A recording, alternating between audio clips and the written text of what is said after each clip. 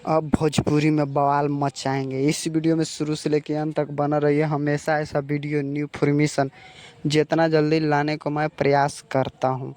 Power star Pawan Singh और नीलकमल सिंह और गुरु रंधावा जो धमाल और बवाल भोजपुरी इंडस्ट्री में धमाल मचाएंगे।